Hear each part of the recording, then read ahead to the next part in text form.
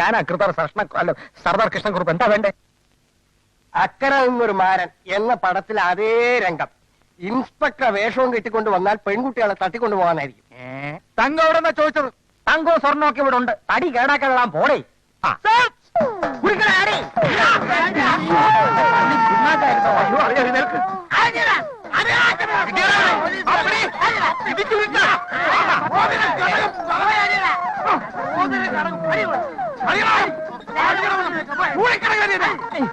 എന്ത്? പോലീസിന്റെ പരാജയം ആഭ്യന്തരമന്ത്രിയായ എന്റെ പരാജയമായി പ്രതിപക്ഷങ്ങൾ കൊട്ടിഘോഷിക്കും. പത്രക്കാർ ഈ അവസരം മുതലാക്കി മന്ത്രിസഭയ്ക്കെതിരായി പലതും എഴുതും. മന്ത്രിസഭ തന്നെ ഇളകെന്ന് വരും. അതുകൊണ്ട് പോലീസിന്റെ സർവ്വശക്തി ഉപയോഗിച്ച് ആ കശ്മലന്മാരെ ഉടനെ ഒതുക്കി അകത്താക്കണം.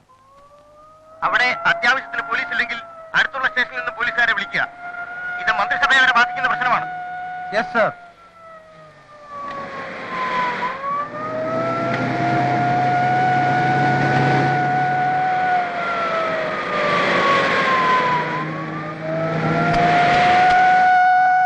പാർട്ടി ഫാളിൻ.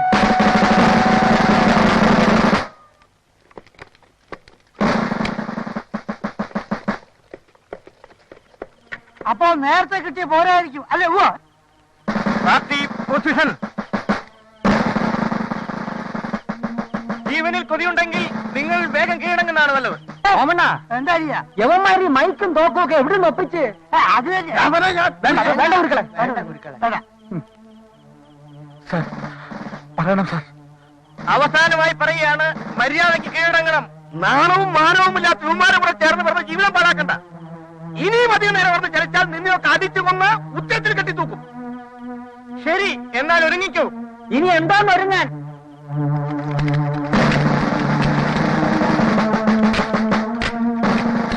അപ്പം ഗുരുക്കളെ അടിച്ചു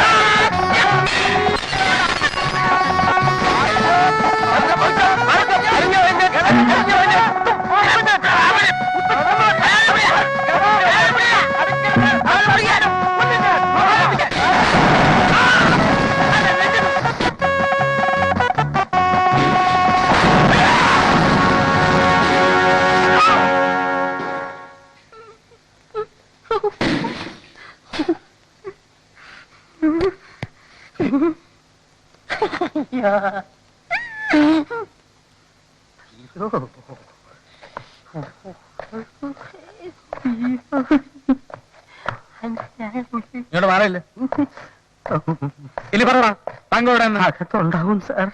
ഏകത്ത് അകത്ത് നോക്കില്ലേ? നോക്കി സാർ, തങ്കമില്ല. ആ, എന്തിനാണ് സാർ തങ്കത്തിനെ അന്വേഷിക്കുന്നത്? കള്ളക്കടത്ത് സാധനങ്ങൾ അന്വേഷിക്കുന്ന എന്തിരുന്നോ? അയ്യോ, കള്ളക്കടത്തല്ല, 4 പേര് അറിയെ കൊണ്ടുവന്നാണ്. മര്യാദയ്ക്ക് പറയാം, തങ്കം എവിടെ ചോദിച്ചത്? സാർ, ദേ ഇതാണ് തങ്കം. ഈ സർദാർ കൃഷ്ണക്കുറുപ്പിന്റെ ഭാര്യ തങ്കം. ഞാൻ കല്യാണം കഴിക്കാൻ പോകുന്ന ശോഭയുടെ അമ്മ തങ്കം. നീലടാ പറഞ്ഞ് ഇവിടെ തങ്കം ഒളിപ്പിച്ച് വെച്ചിട്ടുണ്ടെന്ന്. സാർ, ഞാൻ അങ്ങനെ പറഞ്ഞിട്ടില്ല സാർ. തങ്കം എന്ന് പറയുന്ന സ്ത്രീയെ ഗൂണ്ടകൾ ഒളിപ്പിച്ച് വെച്ചിരിക്കുന്നുണ്ട്, ഞങ്ങൾക്ക് കാണാൻ കഴിയുന്നില്ല. അതിന് സഹായിക്കാമെന്ന് പറയാൻ ഞങ്ങൾ സ്റ്റേഷനിലേക്ക് വന്നതാണ്. തങ്കം എന്ന് കേട്ട ഉടനെ സാർ ചാടി ഇറങ്ങി പ്രശ്നം ഉണ്ടാക്കി. ഞങ്ങളുടെ കല്യാണം നടക്കണമെങ്കിൽ ശോഭയുടെ അമ്മയുടെ അനുവാദം വേണമായിരുന്നു. റൗഡികൾ അത് തടഞ്ഞപ്പോ ഞങ്ങൾ പോലീസിന്റെ സഹായം തേടി, അത്രേ ഉള്ളൂ. സാർ, 18 കഴിഞ്ഞ ഒരു പെണ്ണിനും 21 കഴിഞ്ഞ ഒരു ആണിനും തമ്മിൽ സ്നേഹമാണെങ്കിൽ അവർ വിവാഹം കഴിക്കും. ഇവർ സമ്മതിച്ചില്ലെങ്കിൽ ഞങ്ങൾ രജിസ്റ്റർ മാരേജ് ചെയ്യും. സാറ് അതിന് ഞങ്ങളെ സഹായിക്കണം. ആളാ പറയുന്നത്? സ്നേഹിക്കുന്നവർ എപ്പോഴും ഒരുമിച്ച് കഴിയുന്നതാണ് നല്ലത്. കാലുമാറി ഇപ്പൊ തീരുമാനിക്കണം. കല്യാണം കഴിച്ചു കൊടുക്കാൻ പ്രതികൂലിക്കുന്നുവോ അനുകൂലിക്കുന്നുവോ? അനുകൂലിക്കുന്നവർ കൈപൊക്കണം. പൊക്കണം.